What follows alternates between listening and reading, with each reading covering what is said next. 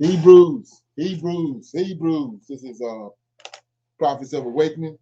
This is our Friday night class, Q&A class, 31st of December, 2021. We're gonna pick up from the women's line last night with uh, the information we was dealing with from Negro Lean, and so I'm gonna ask everybody to like, share, and subscribe to Prophets of Awakening channel. Hit the notification button if you can. And for those that don't know, this is a non-Messianic channel. We deal with the Tanakh and the Torah. The Tanakh is the Old Testament, and the Torah is the first 5 books of the Old Testament that was given to Moses by the Lord of hosts. So we're going to do our moment of silence, our prayer, and song, and then do a little current events. Okay? This moment of silence is for the Creator and for the Lord of hosts and all that they're doing to bring about our prophesied deliverance from our homeland, to be returned to our homeland from our land of our oppressors.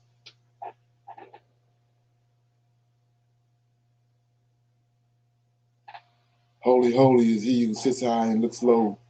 Faithful and true is he who sits upon his throne.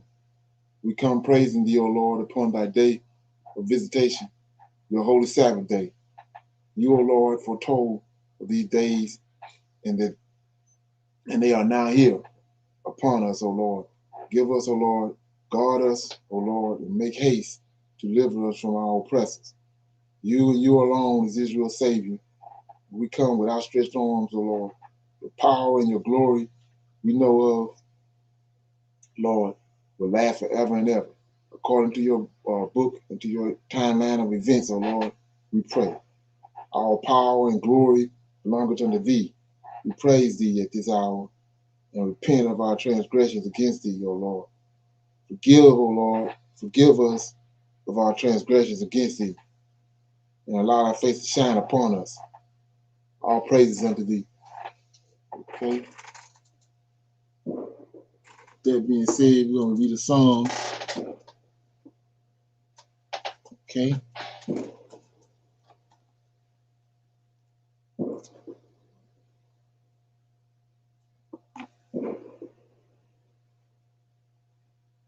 Okay.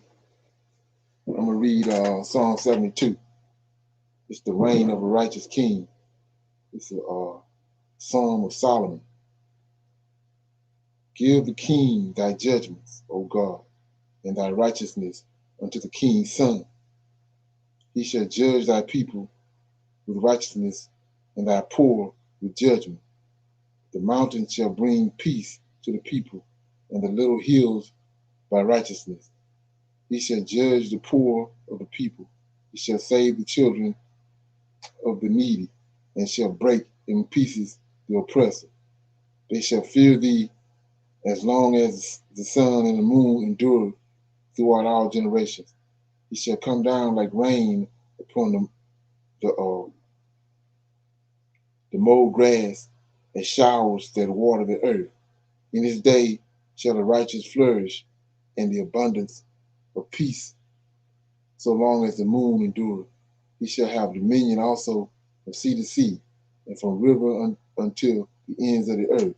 They that dwelleth in the wilderness shall bow before him, and his enemies shall lick up the dust. The kings of Tarsus and the isles shall bring presents.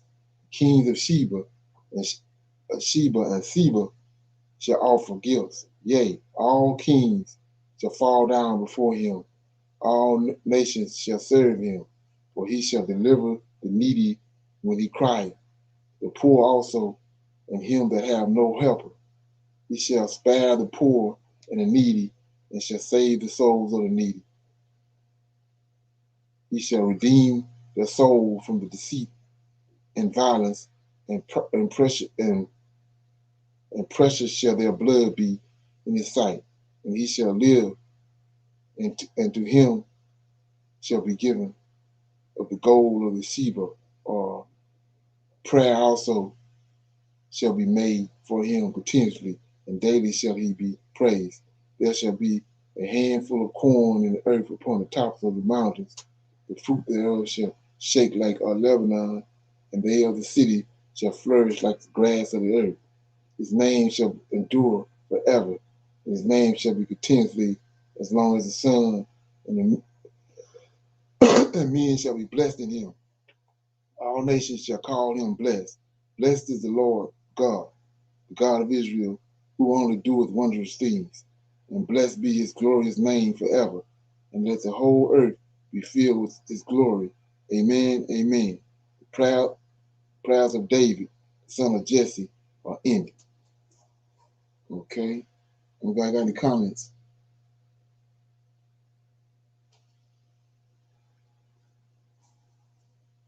Okay. Yeah, I noticed on here, Psalm 72, that Solomon's prayer, and then at the end of the prayer, it said that the Psalms of David is ended. So it's like it's only fitting and proper that Solomon will end David's Psalms. Anybody else got anything?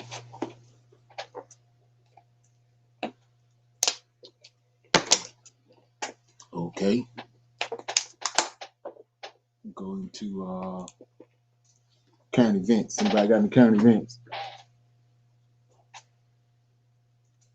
Okay. We got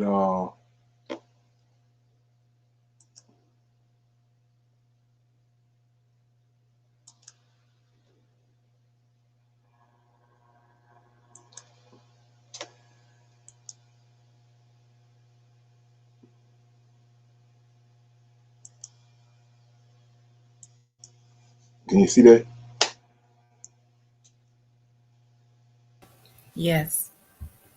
Okay, so it says prepare for a military coup after 2024 election. Ex-general warns. And this something says retired general has warned that another insurrection attempt could succeed in 2024 if the confusion is successfully sown among. It says if confusion isn't successfully sown among U.S. military members about who the commander in chief is. Paul Eden, a former two-star U.S. general, a U.S. Army Major General, told NPR about his concerns that the U.S. military might be compromised by competing claims of who won the election and who it should take the orders from. He said he was worried that some members of the military might not understand who the duly elected president is. Okay, so we already anticipate drama. If that is not a clear-cut understanding, that can infect the ranks and defile and the rank and file, or at any level in the U.S. military. He said, if you have that kind of confusion around 2020 election, it is not outlandish to consider that you're going to have a little bit of confusion in 2024, and that the confusion could slip into the ranks of the U.S. military. When they asked if he was more worried about rank and file soldiers who might sympathize with anti-democratic views, or officers giving their units orders that would be unconstitutional, Ethan said it could be a little bit of all the above because we saw it in 2020. Okay, got anything else on this? Yeah. See, I see it as a low probability, a high impact. He said it's an eventuality that we need to prepare for. Okay. Any comments on that?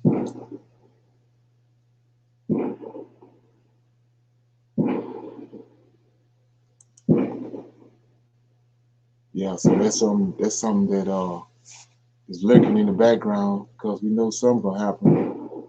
Just don't know how it's gonna go, what's gonna kick it off. But that's all in play because of all the unrest and all the confusion that's going on, like he said, around us and around America. Okay. Nobody have no comments on that? We move on. Here we go.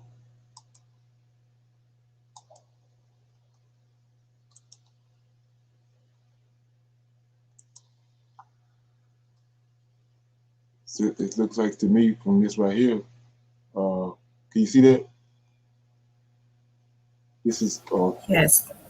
coming in from what's going on in Australia, because Australia is already flat out a police state. So this right here says city state officials urging NYE safety as thousands descend upon New Orleans. It says New Orleans city and state officials held press conferences Thursday to urge safety ahead of New Year's Eve holiday weekend. The city of New Orleans is preparing for a busy holiday weekend. In a press conference with Police Chief Sean Ferguson, New Orleans Mayor Toya Cantrell expressed optimism that the city would be capable of moving through the Omicron field surge without going into another shutdown. However, the officers having conversations to consider additional safety measures earlier this month. She said reinstating a mask mandate ahead of the Mardi Gras was not off the table. Okay. She says this more contagious variant is not one that takes life, but one that disrupts. Leaders are encouraging people to mask up, get vaccinated, and get their booster shots to be safe and best protect themselves. Travelers say they would feel safe coming to a city with strict public safety guidelines. We have been in this almost now 2 years. We've seen the movie over and over again. Cantrell said it's a real concern, but again, it goes back to masking up and getting vaccinated. Okay, any comments on that?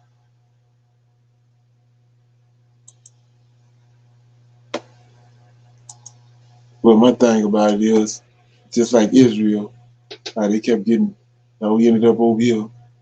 They keep coming up with all this. Keep looking at what's going on. They keep on trying to come up with ways how to get around. It still wants to serve the Lord and keep His commandments and so-called keep His commandments, but still want to try to do what they want to do. That's how we ended up over here. These people, the same thing. If you got a virus that's spreading like wildfire, why would you want to go somewhere? Why would you want to go crowd some city somewhere when you could simply stay where you at and stay in place until it's dissipate? But they want to have their cake and eat it too. Right. There's repercussions to that. Ain't that something? Pretty I simple. know. I know they were saying like in New York, they was still gonna have everything as usual, but you had to be fully vaccinated in order to enter. And then once you enter, you have to wear your mask the whole time you're there. So I Right, mean, I just don't think that it is as serious as they are making it out to be, because they're carrying on as normal. right, But then they're saying the death tolls are surging, so forth. It's just they doing the most. right, right. Yeah, it's like I said, they always trying to find a excuse to me to looking at what's in front of you and not making the right decision, the conscious decision, instead of trying to you want to keep on uh, imposing wickedness and transgressions and everything when you could simply, like I say, stay put. If it lasts 5 years, why go out somewhere where you know it's chaos? It's crazy. Don't make no sense to me. Okay. Anybody else got any comments on that? Okay. Uh,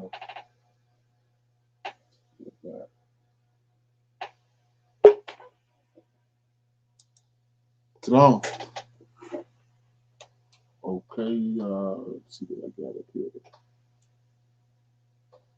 Yeah, I thought this is pretty interesting too. Right here, I'm gonna play this. So this is what they should be worried about instead of trying to crowd New Orleans. If you think that inflation is bad now, just wait until we get into early next year. As you will see, some of the biggest corporations in the entire country have just announced major price increases, which will take effect during the first few months of 2022. So, if there are some things that you want to stock up on, you may want to do it now, because your money won't stretch as far once we get a few months down the road. You know, I really wish that I had better news for you. I really wish that I could tell you that prices are going to level off and that economic conditions will return to normal soon. Unfortunately, the truth... Yeah, they too busy worrying about what David Chappelle said than stuff like this. Truth is that it appears that our problems will soon be accelerating. Earlier today, I was stunned to learn that General Mills has announced that prices on hundreds of items will be jacked up dramatically in early 2022. They include Annie's, Progresso, Yoplait, Fruit Roll-Ups, Betty Crocker, Pillsbury, Cheerios, Cinnamon Toast Crunch, Lucky Charms, Wheaties, Reese's Puffs, Trix, and more. According to letters General Mills sent to at least one major regional wholesale supplier last week. For some items, prices will go up by around 20% beginning next year. Ouch. When you go to a grocery store after the holiday season is over, get ready for a case of severe sticker shock. Of course, General Mills is not the only large corporation that will be doing this. According to CNN, Tyson Foods, the Kraft Heinz Company, Procter & Gamble, and Kimberly-Clark have all announced significant price increases for 2022. General Mills' plans are the latest evidence that rising prices won't be going away anytime soon for some of the most recognized food and household brands. The company is the latest consumer manufacturer to announce price hikes beginning next year, joining Tyson, Kraft Heinz, Mondelez, Procter & Gamble, Kimberly-Clark, and others. You know, in my entire lifetime, I have never seen anything like this.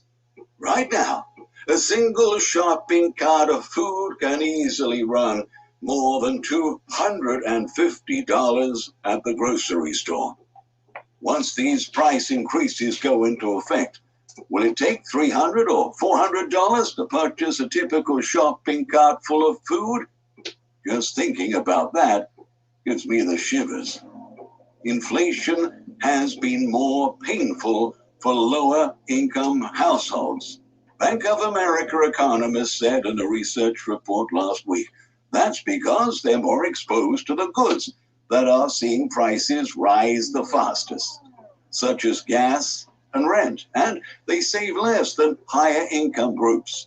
Some grocery chains are raising prices more quickly than competitors, depending on how much flexibility they have to handle higher costs. Walmart, the largest grocer in the United States, said its price gaps with competitors are wider than they were before the pandemic because the company is absorbing some costs instead of passing them on. Walmart accounted for 29% of General Mills' sales last year. Things are going to be changing at your local dollar store too. This week, it was announced that the standard price point at Dollar Tree will be moving to $1.25 by the end of April. While the decision is, quote, not a reaction to short-term or transitory market conditions, unquote, Dollar Tree acknowledged the inflationary environment and said the price boost will help mitigate historically high costs, including freight and distribution expenses, as well as wage increases. Lifting the $1 constraint represents a monumental step for our organization.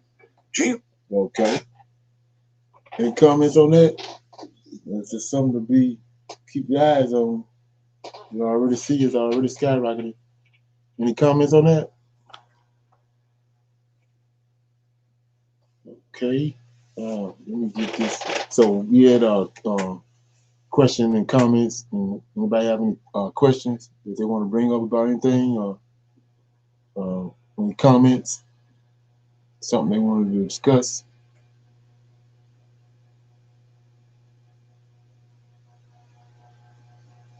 Okay. Okay, this right here. Thought this was interesting. We can discuss it. I'll break it down. Like I said, China, when you look at the scriptures and they divide, we're gonna be leading out here by Chinese. They're the ones got all the reasons, all the motives to send us back where we came from. Unbeknownst to the world, something shady was happening off the southern coast of Sri Lanka. Construction was beginning on a shiny new 4,000-acre port in the tiny town of Hambantota. 85% of the $361 million price tag was paid for with Chinese loans. But this, on its own, was no cause for concern. China's Exim Bank funds thousands of projects around the world. What was strange was the location. Positioned between the Suez Canal. So when this video started, he said that China spent $361 million on this port right here. It's a obscure port out of way out the way of everything. Keep in mind, we got a shipping crisis going on too. Canal and Strait of Malacca, tens of thousands of ships pass by each year on their way between Europe and Asia, one of the busiest transcontinental routes. Yet Sri Lanka, with a population of 21 million, already had a profitable functioning port just 100 miles northwest, in Colombo, the world's 25th busiest, in fact. So why then build a second so close in such a small town and at such great expense? Sure enough, this skepticism would soon be vindicated. In 2012, 3,667 ships berthed at the neighboring port of Colombo. 2 years had passed then since the opening of Hambantota, yet it attracted just 34. By 2016, the project had lost $230 million according to its own Ministry of Finance. So these Chinese, they're not good money managers, or they got a high-tech playing going on. Okay. And there's more. In addition to the seaport, an equally pristine and equally empty airport was built nearby. The last remaining airline pulled out in 2018 due to insufficient demand. Its long runway and modern terminal may now be used for long-term parking. So, if not profit, what motivated these extravagant investments? It all begins to crystallize when you just zoom out.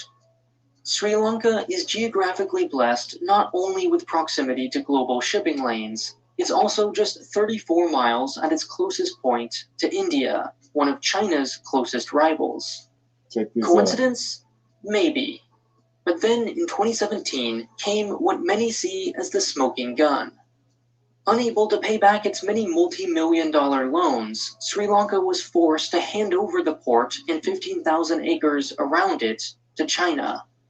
It didn't take a wild imagination to see how the country then already notorious for making illegal claims in the South China Sea might use this strategic outpost for more than mere shipping. So through the Rothschilds and these Edomite bankers, China got all the money.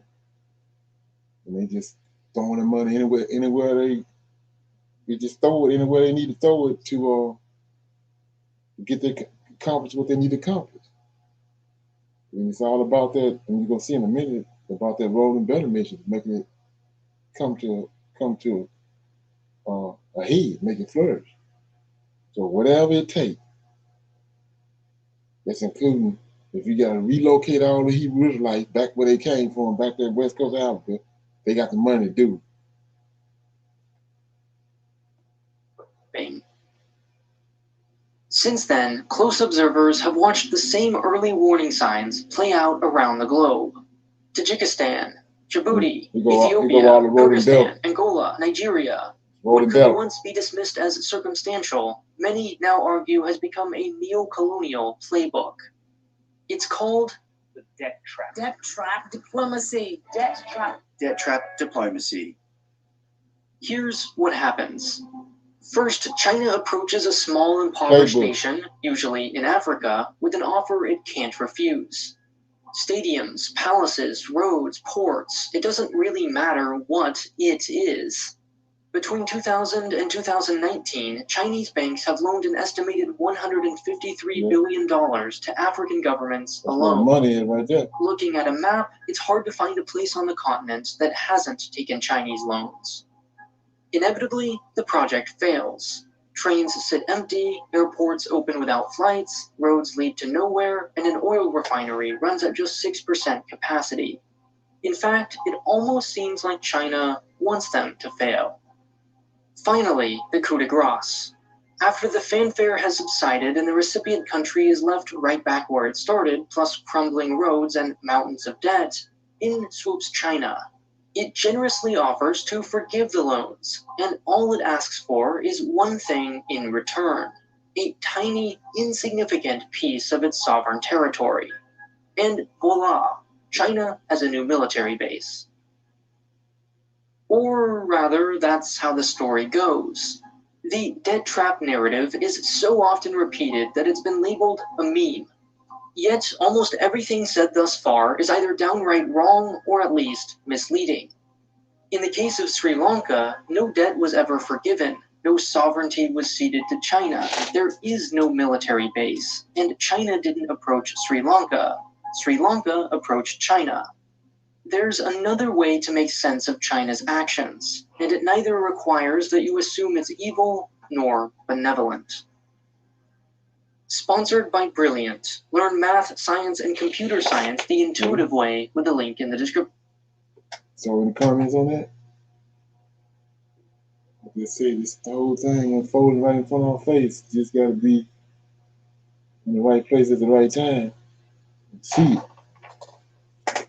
Okay. So if nobody have no more questions, we're gonna go into the video that I kind of browsed through it yesterday in the women's class, but we're going all the way in now. It's what's going on is you know, since like I think 20 around 2000, when a lot of hosts started dealing with me, and I heard all kind of stuff and came across all kind of information, and so people, you hear about Negro land, you hear about 10 tribes came over here, all this different stuff. Well, we at the point now where the Most High, he said that before the end come, the rocks was gonna cry out, and so we can see the rocks starting to cry out right here. This guy came with we already have a bunch of information about Negro land, but this information right here is like the nail in the coffin. You're able to connect a lot of dots with it. That's what we're gonna do tonight. So I'm gonna start the video, and I'll be starting and stopping. Okay, the name of it is Negro land, gold clothes, and hoes. Okay. First, the care is to share.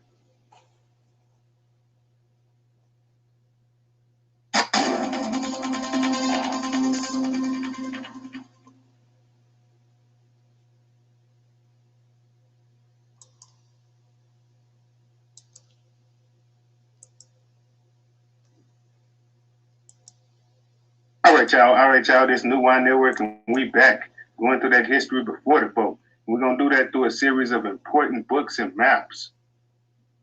All right, now these books we're going into, they're important because these people didn't just write no books about us. They didn't just say, hey, let me just write some books about some black people, about some people. No, man. They sit there. They put poster. They didn't just come in and take us. Nah, that's bullshit. That's bullshit on the movie. Nah, man. They came. They sat for years upon hundreds of years. Analyzed. They observed us. They said, how do they eat? Write it down. How their feet look? Write it down. How their toes look? Write it down. How their hands look? Write it down. How their fingers look? Write it down. How their eyes look? Write it down. How their nose look? Write it down. Every single thing about them. Write it down. And these books was given to the king and written to the presidents.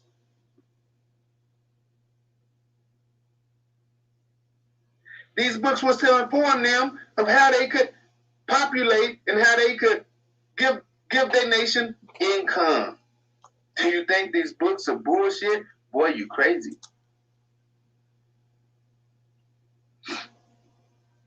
They help them rule. Knowledge is power. They was more important than the guns they carried. Them guns wouldn't have done nothing without knowing who to look for and what they got. You can ride around with your pistol all day. If you don't know who to go hit and what lick to hit, it does you no good. It's the same thing. These books tell them who the cats are to get and what type of lick they gonna hit. This is what we didn't know. In other words, that's all these books saying. They books. Same thing with these maps. They need these maps. These maps are equally important as these books. You see right there, it says, as the act declares. The act was by King George. He declared that these maps be made so they can find and locate the people they was looking for, so they can locate the resources they were looking for. It's not an accident that they found you.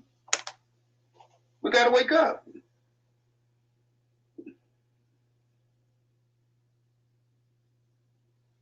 We pride ourselves on Black history, huh?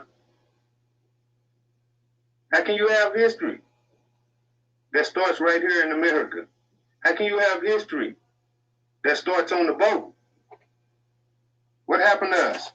Boat. What was we doing before they came and found us? Say, got this old Negro cliche that all we need is these 66 books. You see how crazy that sounds? When you hear somebody say that, you need to run. Okay? What was the land we were in? What were the names called? See, that's important. That's our forefathers' names. That's who we were as a people. If the land was called Steve, it's because this land and all these kids are Steves. These are the descendants of Steve. That's the importance of it. We want to know, are we Egyptian? Are we Hebrew? Am I a Black Indian? The maps show you the names we called ourselves. It's clear. So let's get on it. To show you how important these maps are, we're going to just read a little bit of it. We're going to go to this section right here at the bottom with this red square.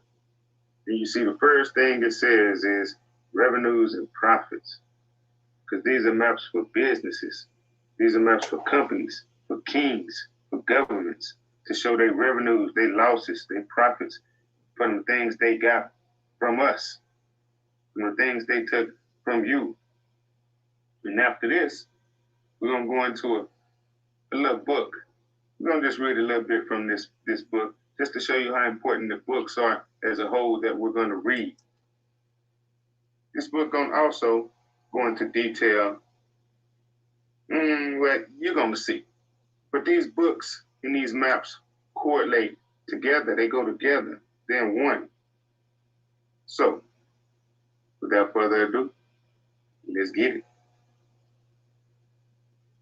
The governor then sent a frigate to the southward with 60 soldiers, among which number I was one, with all kind of commodities.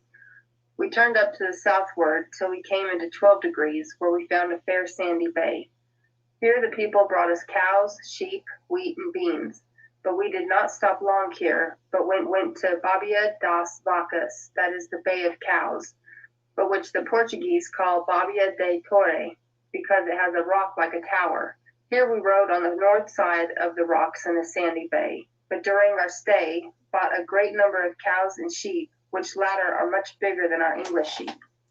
We likewise purchased some copper, also a kind of sweet wood called cocongo, which the Portuguese much esteem, and also a great quantity of wheat and beans.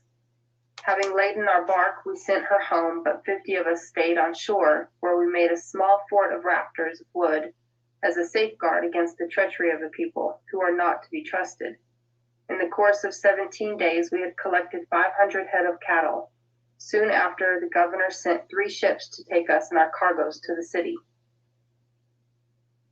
All right, that book was called Voyages and Travels in All Parts of the World by John Pinkerton, and it's from 1814.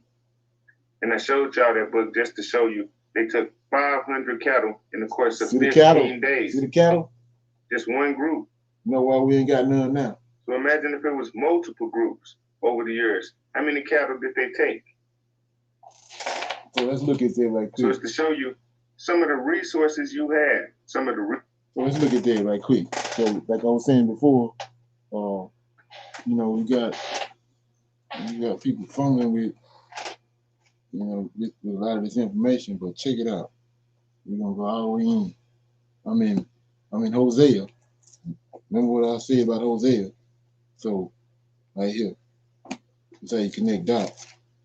It says Hosea chapter 5. Says chapter 5, verse 6 says, and they shall go. Listen to this. They shall go with their flocks and with their herds to seek the Lord, right? But they shall not find him. He has withdrawn himself from them. So here it go right here. God is showing you on the map. That's why they knew where we was at. They wasn't over in America. They knew where we was at. With our flocks and with our herds. It's showing you right here all with everything. Oh man, what I'm doing? Hold up. So they showing you with everything. Yeah, everything the Bible tells us about Israel, there it is right here. We're gonna see as it go on what happened. They're gonna herds right here. That's why we ain't got nothing to sacrifice with now. They came over there where the Most High left us at. I said that in 143 BC we left. Who the hell know that? So in 143 BC we left from Israel and came here. This place right here with our flocks and herds, like Hosea said. So if Hosea said that, what else did Hosea say? So you see right here, the flocks and the herds, we all got it all right here. Got everything else, the gold, everything that Solomon, David had, we had all that. But we had left Israel, and these people wanted that. They found out about it. So over years, they observed us, figure out how to strip us of everything, separate us from the blessings, and send us to the bottom of the food chain. Not understanding the Most High had already prophesied that. He'd already told the prophets that was going to happen. So let's look at it. Let me line this back up. Okay.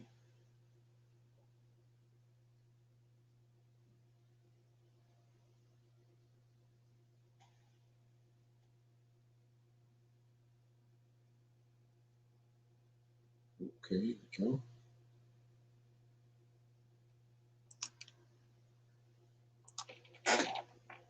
Resources, some of the things you possessed.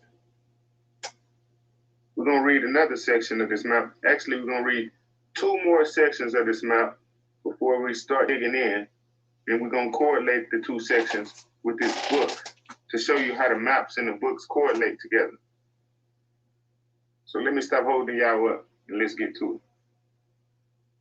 The new English government of Senegambia begins at Cabo Roxo and extends to the north of the river Listen to Senegal. these names. The Dutch have also some settlements on the Gum Coast, all which formerly belonged to the Portuguese. The European nations that have factories on the coast deal with the natives, chiefly for slaves, though they may sometimes meet with gold, elephant's teeth, and drugs. The soil yields plenty of rice, millet, palm trees, cocoa nuts, herbs, roots with flesh, fish, and everything. fowl, etc. Guinea takes its name from a town called Guinea, which the Portuguese touched at when they just visited this coast.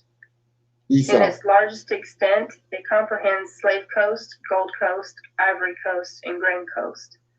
On the Slave Coast, we find, for chief towns and principal settlements, Benin to the Negroes, Avery to the Portuguese, who have a castle and a strong garrison that commands it.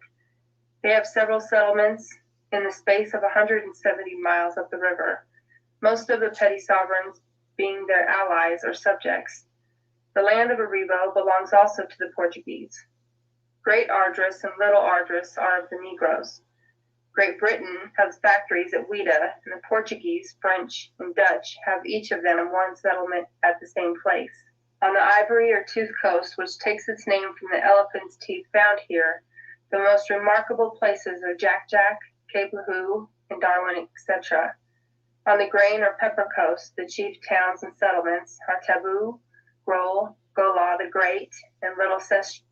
Here also are 2 English settlements, St. Anne and Sherbro, an English fort on York's Island.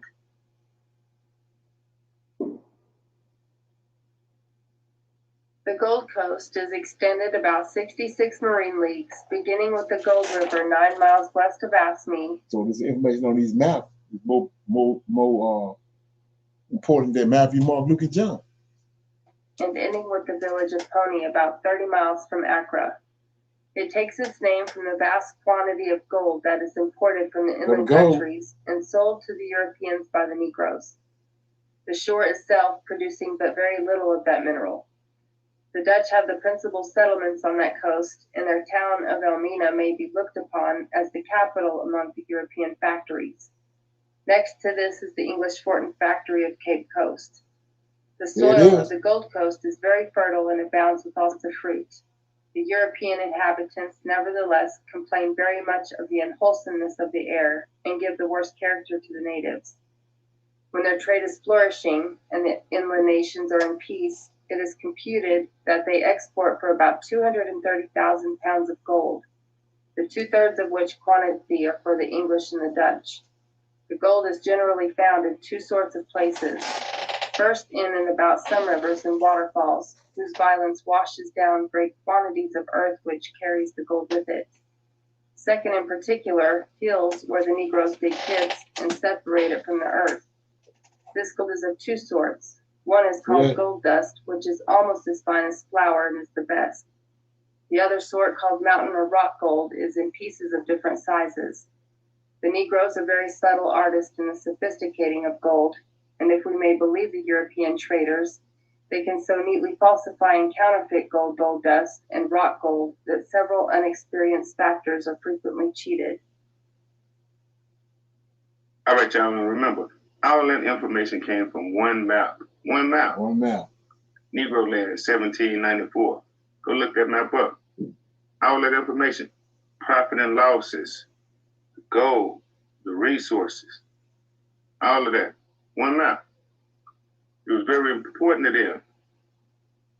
They had to get this map right. They was looking for certain things, certain people. And they're not going to put names of people who are not the names of the people on the map. In other words, they're not going to put Chinese people when it's black people. Right. Whoever it is that's living at this place, this the names they're going to use because it's important. They need these people and they need their resources. So let's check this out, who they talking about. Now this next book we're going into is called The Modern Part of a Universal History from the Earliest Account of Time.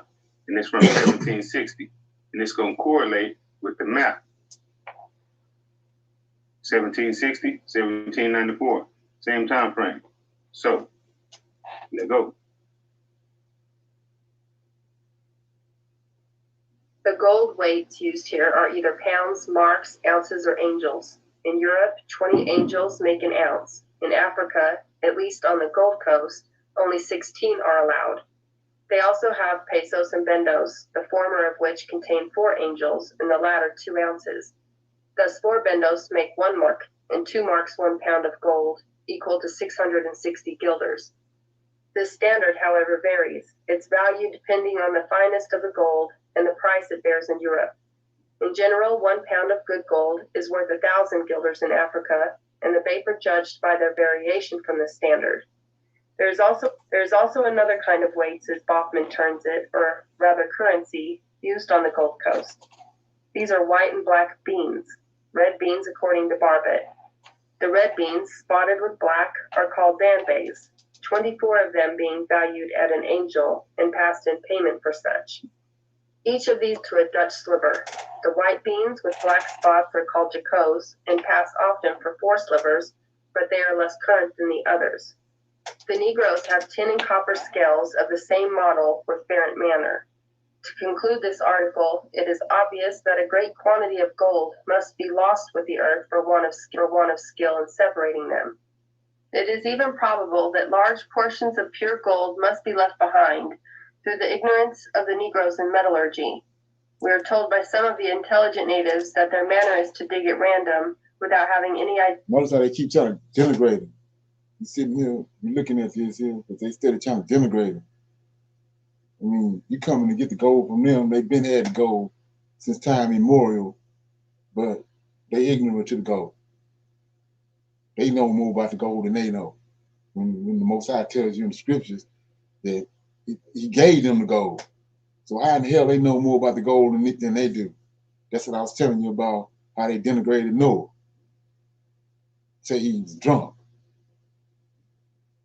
You know, and so now you shouldn't be quoting nothing they say. If you don't get it by the inspiration of the Most High, and he don't connect the dots for you, you shouldn't even be quoting. Because these people telling you one lie after another one. Look at all this information right here we get. Idea of pursuing a vein. Were the mines in the possession of the Europeans, it is almost certain that much greater profits would arise from their superior skill in the arts. How advantageous they might prove in political sense, we shall leave politicians to debate. In Baughman's time, the exports of gold were as follow. The Dutch West India Company, 1,500. The English African Company, 1,200. The Zealand Interlopers, 1,500. The English interlopers, 1,000, often 2,000. Got all this from the Danes, from West Coast. when their trade is good, 1,000. The Portuguese and French, 800. Now you see where we in particular. The Portuguese, though they have at present no settlements, yet frequent the coast, sell tobacco, brandy, and rum, and carry off the greater share of what is stated to theirs in the French account. Thus, upon the whole, in Baughman's time, the Europeans carried off yearly about 23 tons of gold for 230,000 pounds, allowing 3 marks to 100 pounds. How much the export of the precious metal may at present vary from this calculation, we cannot take it upon us to determine. The opinion of most people is that, with regard to this nation, it falls greatly short. Too soon? All right, we see they went in and they took all this gold. Why they need all this gold? Why they need all this gold, fam? Why? Because the monetary system was not gold back then. They was changing over to gold for the world standard. This is why it says they traded in beans. Esau. Red and black beans, white and black beans. They traded in different things. They were setting up this world monetary system that you see today. See, in 1602, one of those East companies, those Dutch companies, those India companies, in 1602, the Dutch East India Company was the first world publicly traded company on the stock. They did it for profits. Britain didn't turn over to gold to 1717. That's when England started using gold. So when the English started using gold and they was going to jump in on that stock market, they hit Africa up too. America had just won the war with Britain that put America in debt real bad. They lost their Navy. Navies were super big back then. That's how you determine what kind of power you got. But Britain lost the war, so Britain owe America. They come up with what's called a Jay Treaty, also 1794. This Jay Treaty allowed Britain and America to basically call it cool. So now America come up with this act to build a Navy. 1794 also. Look at that right quick. So didn't the Most High say that we was going into captivity in ships? Huh? Look what just happened. America get their Navy. Get the ships. The world didn't transfer over to gold as a whole until the middle of the 1800s. Canada didn't start using it to 1854. United States started using it as a whole to 1873. Wasn't that long ago? They didn't have to go to have it in their safes, in their Federal Reserves. They had to collect it. You had to go. You had to go. Come on now. Now, once they collected the gold, then they transferred over the system. See, you don't have to go no more. So now when I transfer the system over, you're on the bottom now.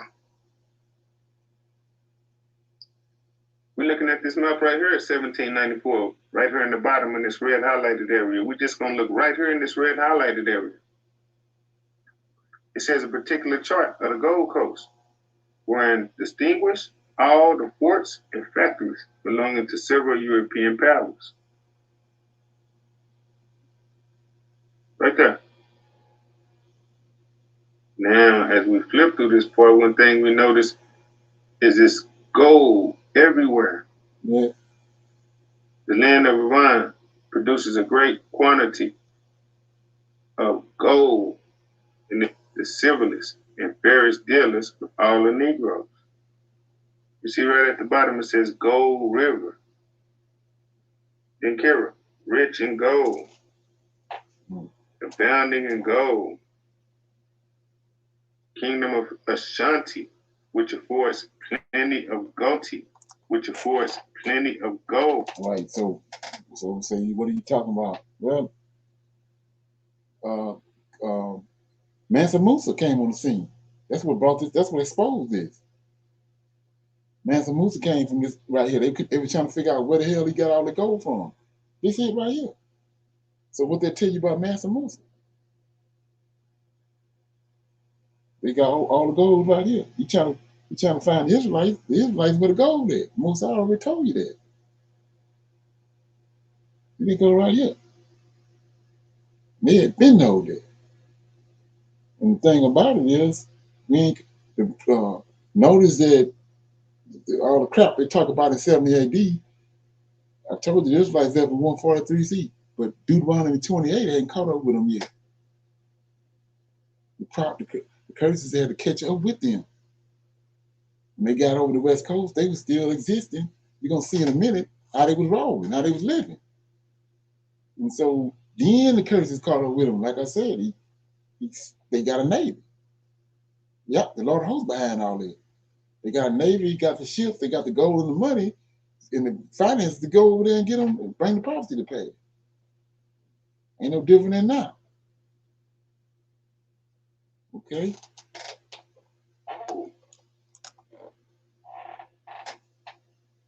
All this. Gold everywhere. You see at the top of Shanti, plenty of gold. It's the other half of it. We see the salt ridge, y'all they wanted different minerals and things. We see iron next to it. Again, salt again. Again, rich in gold. All right, now, pay attention to this name, Cabocera. We're going to go into a story about the Caboceras. Pay attention. But for now, let's keep looking at this gold. All right here it says, a large hill enriched with quantities of gold, and the Negroes, after violent showers, gather it to a considerable value. So you wait till a violent storm, they come round up the gold.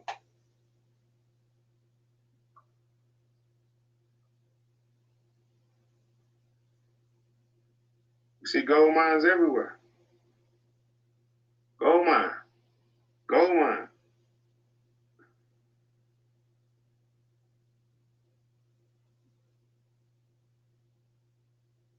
Mount Natafu. Gold mine. Very plentiful.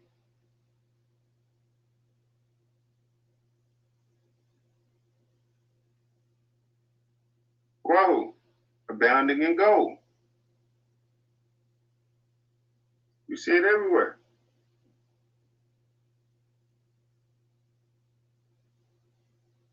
It says, Great Plains, barren and sandy, they spread as far as Judah and producing nothing but wild cocoa trees. Wild cocoa trees everywhere. Everything lining up. Timbuktu, from where I brought gold, ivory, and good tin,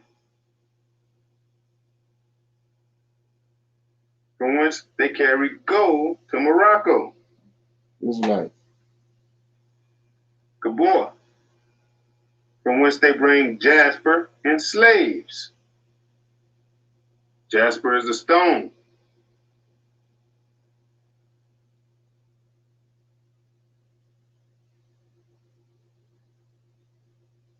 Gold mine. We see on the coast, Gallas, where there is gold.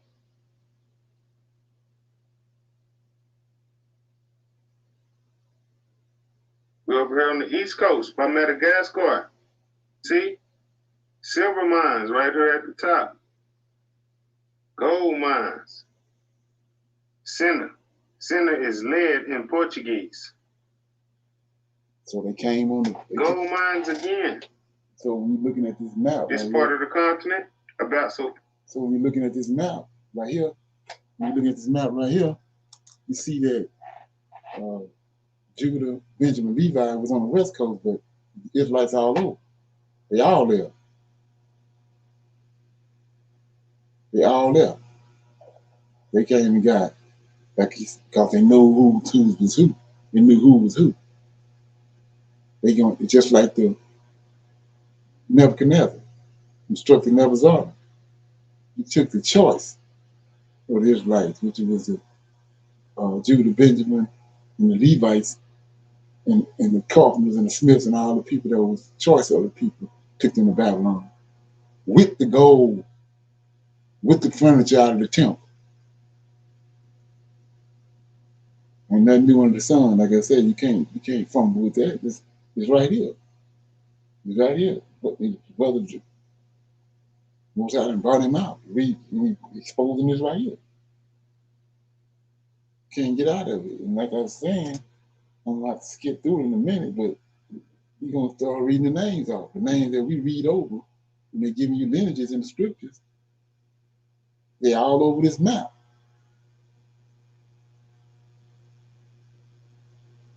Any comments so far?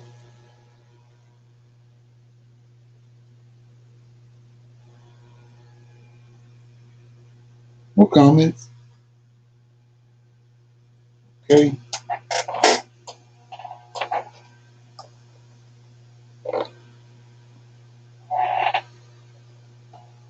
Fala is with the great probability. So Fala is with the great probability supposed to be the ancient land of Ophir,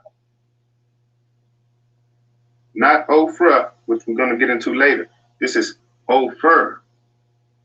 Ophir is the land where Solomon kept going to get all this gold and all these other things. We're going to redo that again. Not this time, but we're going to go through that again. We see again, Gold River, where there is gold.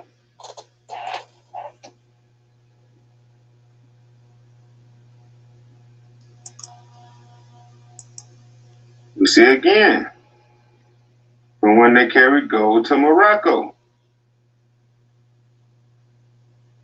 We see again in the Winnegar, it says where they bring gold, Senna is lead. So where they bring gold, lead, and slaves. See at the bottom above Beto, rich in gold. Gold everywhere. Okay, I'm gonna fast forward a little bit. Let's see.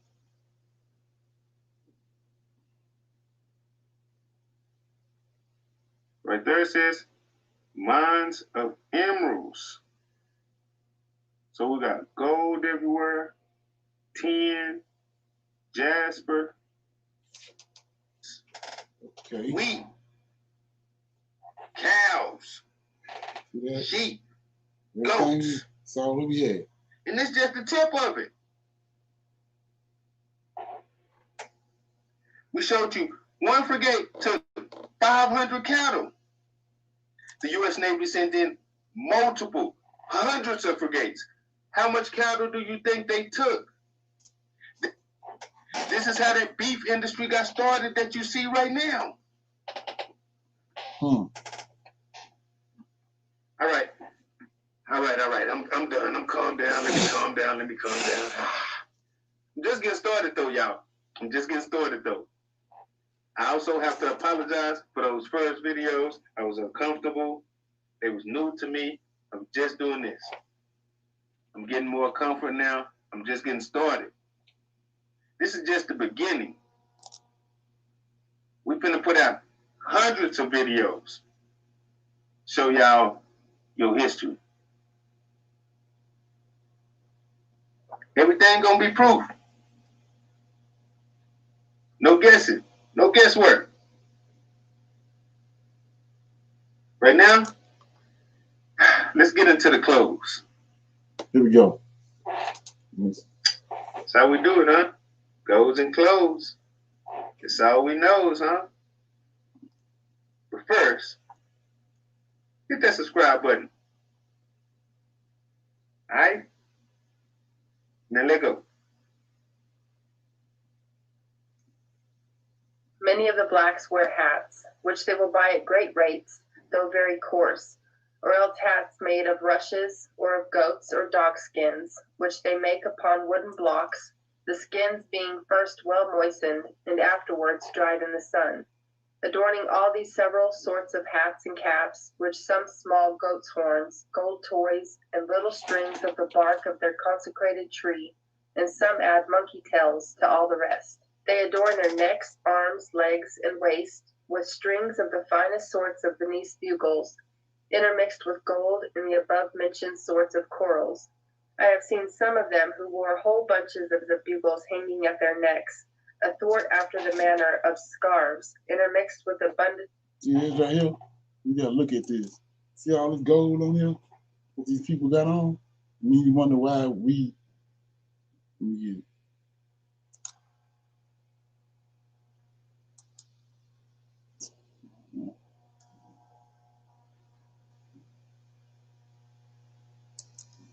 Here it is. See that? That's no. I said, what you just saw, this is why they got all of it on. Everywhere, all on top of their head, everywhere. Look at the little kids. You see a little black kid now laying on the ground, dirty all over him, but he had gold all over him back here. But now they can snatch the gold. And like I was saying, gold is attached to our hips. Most High gave us gold when we was born. And so now they got us changing our character because we're not understanding what our attachment is to the gold. Their attachment to it is the same as our attachment. And like I said, there ain't no costume jewelry. That's gold. You just saw they had gold everywhere.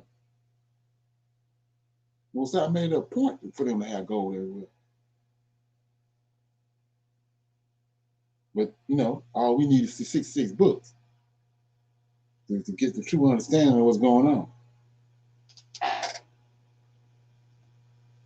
Of their gold toys, and some strings of the aforesaid consecrated tree, or chains of gold, with coral amongst it, some of which stand them in above 100 pounds sterling. Those are only worn by persons of great note, as are golden bracelets, collars, necklaces, and large rings for the arms and legs, all which ornaments seem to have been used by eminent persons in ancient times, as we find in many places of sacred history. As for instance, in Genesis chapter 24, verse 22, Ezekiel chapter 26, verse 11, Isaiah chapter 3, from verses 18 to 22, and Judith chapter 10, verse 3. And the Hebrew historian Josephus speaks of the like ornaments in several places of his history of the Jews. As for instance, the young Amalekite, after the king Senu, by his own command, took from him his golden bracelets and his diadem. They also wear large ivory, gold, or silver collars and rings on their arms, and take great pride in them, and the latter they call manillas, some having 3 or 4 of those ivory rings, one above another on an arm, and they are artificially made by them of elephants' teeth, generally carried there from the Wapua coast, besides what they have from the inland country. The women wear most of the same ornaments, all which you will find represented in the cut, having drawn them myself for the satisfaction of the curious. The common habit of the men consists of 3 or 4 L's, either a fatten, cloth, perpetuate, baize, India chintz, or other sort of stuff, which, without any help of tailors, they throw about their body, roll it up in a small compass. Okay, so we're going to go into this name here for a minute, then I'm going to open it up with Q&A before we leave.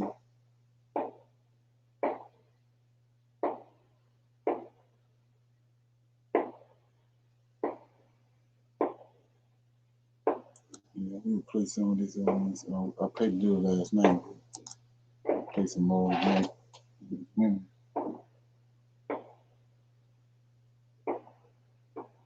What's the thing there is? Nut cake.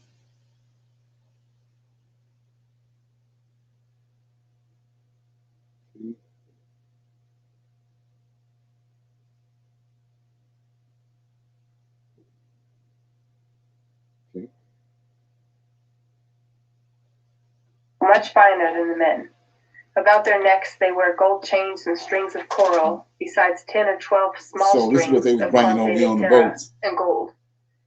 About their arms and legs also they are plentifully stored therewith. Bones in their nose and all that. And they wear them so thick about their waist that their nakedness would be sufficiently covered thereby if they wore no clothes.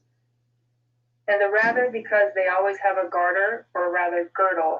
Perhaps Mr. Clayton Huygens thought of our black mistresses when he advised 2 and some women to 3 garters. And if stockings were in fashion here, 3 garters would be soon thought as necessary as one is now. But this by the by.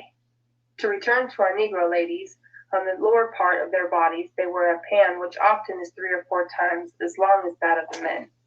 This they wind around their waist and bind it on with a fillet of red cloth, or something else about half L broad and 2 L's long, to make it fit close to the body, both ends of the fillet hanging out on their pan, which in ladies of quality is adorned with gold and silver lace. On the upper part of their body they cast a veil of silk or some other fine sort of stuff, while their arms are beautified with rings of gold, silver, and ivory. Okay. Let's see what I'm doing. Let's say this last night.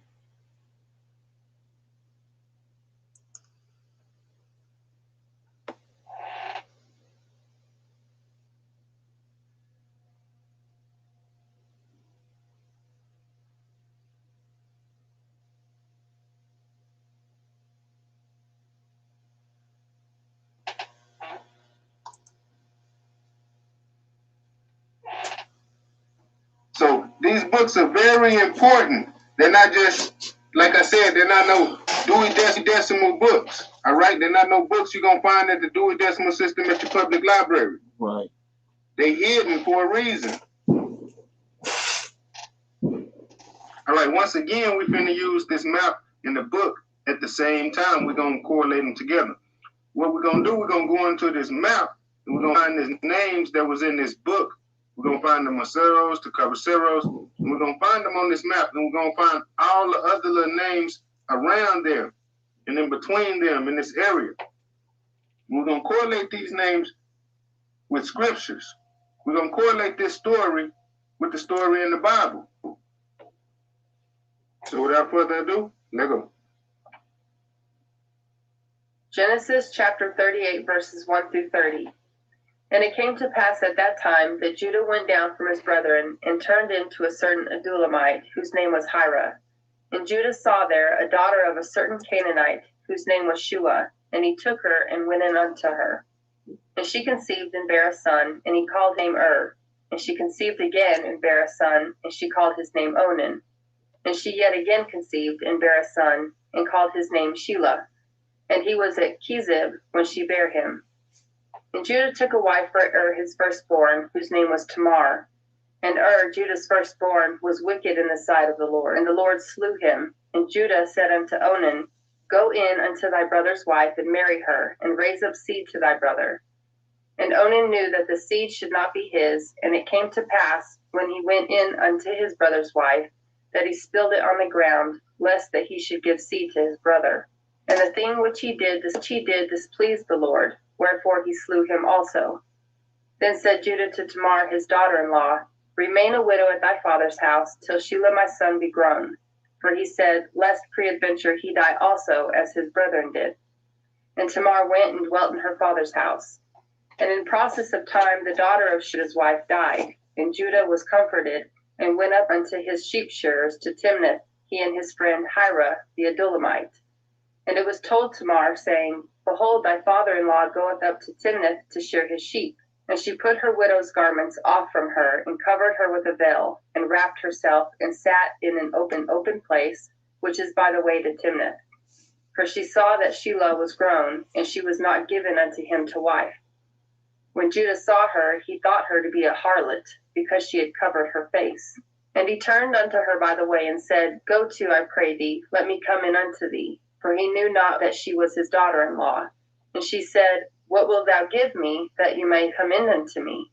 And he said, I will send thee a kid from the flock. And she said, Will you give me a pledge till you send it? And he said, What pledge shall I give thee? And she said, Thy signet, and thy bracelets, and thy staff that is in thine hand. And he gave it to her and unto her, and she conceived by him. And she arose and went away, and laid by her veil from her, and put on the garments of her widowhood. And Judah sent the kid by the hand of his friend the Adulamite, to receive his pledge from the woman's hand. But he found her not. Then he asked the men of that place, saying, Where is the harlot that was openly by the wayside? And they said, There was no harlot in this place. And he returned to Judah and said, I cannot find her. And also the men of the place said that there was no harlot in this place. And Judah said, Let her take it to her, lest we be shamed. Behold, I sent this kid, and thou hast not found her. And it came to pass about 3 months after, that it was told Judah, saying, Tamar thy daughter-in-law hath played the harlot. And also, behold, she is with child by whoredom. And Judah said, Bring her forth, and let her be burnt. When she was brought forth, she sent to her father-in-law, saying, By the man whose these are, I am with child. And she said, Discern, I pray thee, whose are these, the signet, and bracelets, and staff? And Judah acknowledged them, and said, She hath been more righteous than I, because that I gave her not to Shelah my son. and he knew her again no more. And it came to pass in the time of her travail that behold, twins were in her womb. And it they're reading this right here because of this the lineage of Judah. And what he's getting ready to show you is the same names over here. The next name we see here is Tamar. We see Tamar right here on the Grain Coast. And it's right by the Sierra Leone. Yeah. Right under Tamar, we see Mesardos. Utah. One thing we must remember from the story is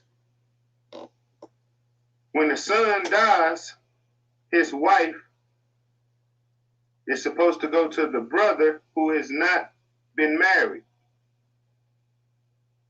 All right, that's important. Now, so we see the Mesardos right under Tamar, right on the Grain Coast also. And in between that, you see Sherbah. And then you see the Hebrew definition of Sherbah. Right on the side above Negro land, you see Nehemiah 9:5. And the Levites, Joshua, Kadmiel, Benaiah, we showed y'all Benaiah, and Sherebah. All right? Pay attention to all the names we're going to go through. Line upon line. So that's the second name you see. Okay, so Definition of Tamar. Basically, it's a palm tree. okay, so like I was saying before, this is one of those channels that I told you just started to raise his head up. So if you want you want to check it out, it's New Wine Network, and the name of the video is Negro Land Gold Clothes and Hoes. But I think they got like 6 videos that they put out so far. So you want to check that out, you can check it out. Just wanted to put that information out there. And anybody got any comments? Yeah, that's worse than we originally thought. Yeah, I mean, they took everything, the Right. cattle, the gold, and why I'm then it wasn't good enough that they, took everything. Then they came back and got us, the right. people. And then on top of that, before that, they had monitored us. So how can you come and say that you 2/3 human? So that tell you right there, like I said, how in the hell is we kinfolk? Mhm. How can Japhet be Noah's son? Ain't no way. No way. Not at Right. all. And even the part on here that, like I was saying, with me, all you gotta do is give me a little bit of it. I'm gonna collect the rest. So I showed you and Hosea, they left. That was something always plaguing me. Because I say they left with their herds. He tell you they left looking for the Lord of hosts, because he had left them. They went looking for him with their flocks and herds. But when we hear the story, we don't see Israel with no flocks and no herds. Now we see what happened to them. They took them, and everything else they took. So this the missing link. Like I said, what this brother putting out in these maps and these stuff that's on these maps is 10 times more valuable than the New Testament. But they got us brainwashed, stuck on stupid over there in the New Testament. Okay? So now you see why you have to go back to the West Coast. Now we read this. All this stuff, now we're just jumping off the pages. Isaiah chapter 60. This is why he's saying this right here. Isaiah chapter 6, he says, 1, 16:1. Arise, shine, for thy light is come, and the glory of the Lord is risen upon thee. For behold, the darkness covered the earth, gross darkness the people, but the Lord shall arise upon thee, and his glory shall be seen upon thee. And the Gentiles shall come to thy light, and the kings to the brightness of thy rising. So let's look at that. 3 says, the Gentiles shall come to thy light, the kings to the brightness of thy rising. So who the one orchestrated all this? What we just watched. Who orchestrated all that? Esau, right? Hello? Right. Esau orchestrated all that. Esau ain't no Gentile. So just like he done brainwashed us, he done brainwashed the Gentile. So he says right here, the Gentiles shall come to thy light. They're going to find out that Esau, what he done lied about. So they're going to realize that what they done and who we are. Then it says, and the Gentiles shall come to thy light, and the kings to the brightness of thy rising. Lift up thine eyes round about and see. All they that gather themselves together, they come to thee. Thy sons shall come from afar, and thy daughters shall come, shall be nursed at thy side. Then thou shalt see and flow together, and thine heart shall fear and be enlarged, because the abundance of the sea shall be converted unto thee. The forces of the Gentiles shall come unto thee. All this it took coming back. And then it says, right here go the herds. The multitude of camels shall cover thee. The drumming, all that comes back, they took. And notice the Chinese is a Gentile. He ain't no Edomite. So we said the Gentiles gonna come to your aid. Okay. And come in. Stop this. Okay.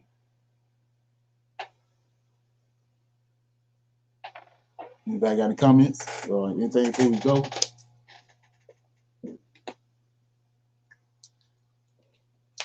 I don't think I gave you that other.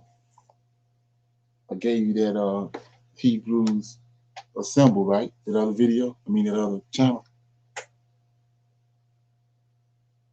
And I gave you New Wine Network. Is another one. I'll get to you tomorrow. I wrote it down. Let me see it. But yeah, these channels just come out about. They maybe have. I think the other ones got something like 10, 15 videos, and these people right here got 5, so forth, 6.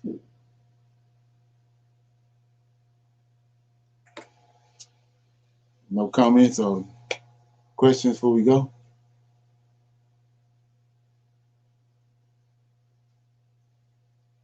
Okay, everybody good? Yes. Okay, get anything out of that? Yes, I didn't know the map told us so much. That was just interesting. Right. Wow. Yeah, that's definitely powerful. Yeah. Right. And like I said, they want to say that we don't know what's going on. Everything they're doing, they pattern their whole society off of us from the time they've monitoring us. That's what we not understanding. Everything they're doing, they got it from us. They pattern it off of us. Right. They had nothing. They ain't had nothing. Yeah, it's crazy. And then, like I said, you want to slap yourself once the Most High open your eyes up and to believe that long you went for that. Us as a people, when you look at how come on, how you gonna sacrifice a son when he said that you don't believe in human sacrifice, but all of a sudden we believe this that he had a son, he sacrificed a son. And then with the gruesome way that they sacrificed him, beat him half to death. Come on, man. It's crazy. Just something. So yeah, with that being said, this right here, we're gonna pick up with some more of this tomorrow. So we're gonna go watch that. And maybe have some more questions or something. Yeah. So.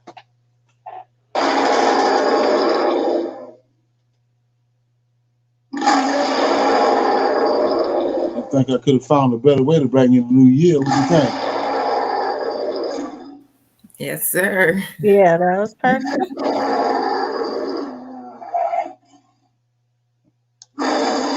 Shalom. Shalom. Okay. Shalom all. All right.